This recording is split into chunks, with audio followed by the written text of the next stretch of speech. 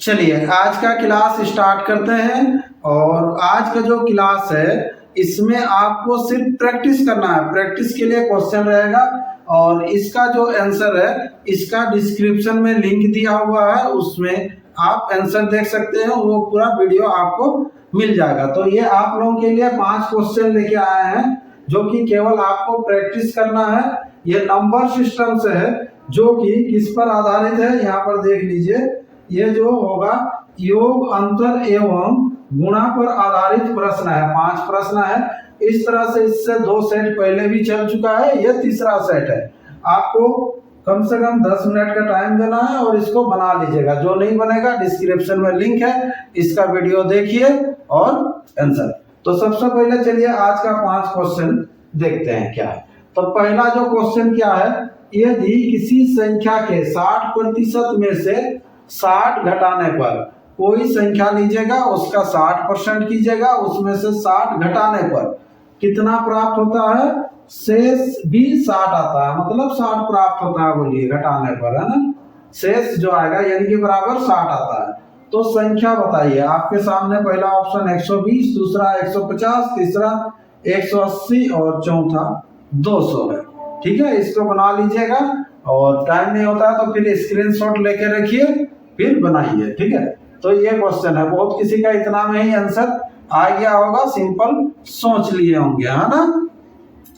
अगर आ जाता है तो कमेंट कर दीजिए, है ना। चलिए नेक्स्ट क्वेश्चन देखिए।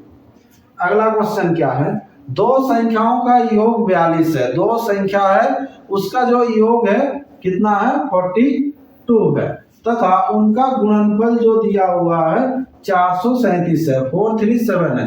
तो उन संख्याओं का अंतर क्या है। ठीक है, तो उन दोनों संख्याओं का अंतर क्या है, ठीक है, उससे बनाइएगा। 2 संख्या है, उसको जोड़ने से 42 आता है और वही 2 संख्या को गुना करने से कितना आता है, 437 है। तो वही 2 संख्याओं का अंतर भी कितना होगा ये आपको निकालना है। ठीक है, चलिए किसी का अगर आंसर आ गया तो कमेंट कर लीजिए और नहीं तो स्क्रीनशॉट लेके रखिए और बनाइएगा इसको। ठीक है, चलिए नेक्स्ट क्वेश्चन बढ़ते हैं। इसमें केवल आपको क्वेश्चन ही मिलेगा, आंसर इसका डिस्क्रिप्शन में जो लिंक है उसमें जाइए, सेम क्वेश्चन का आंसर आपको मिल जाएगा। चलिए, तो एक परीक्षा में एक विद्यार्थी प्रत्येक सही उत्तर के लिए 4 अंक लाता है। जैसे एग्जाम में मिलता है ना, कोई एग्जाम में 3, कोई में 4, तो इसमें आपको 4 अंक मिल रहा है। कब, जब आप सही करेंगे तो। और प्रत्येक गलत उत्तर के लिए 1 अंक खोता है। खोता है मतलब माइनस होता है, कट जाता है 1 अंक अगर गलत करेंगे तो। उसने सभी 75 प्रश्नों का हल किया। 75 प्रश्न टोटल है, उसको प्रश्न का वो हल करता है और हल करने के बाद 125 अंक प्राप्त करता है। 125 अंक आता है, यानी कि उतना नंबर वो लाता है। तो आपको पूछा जा रहा है हल किए गए सही प्रश्नों का उत्तर कितना है। क्वेश्चन बहुत ही सुलभ पढ़ रहे हैं ताकि आप लोग बनाते हुए भी जाएं और बना के आंसर कमेंट करें, है ना।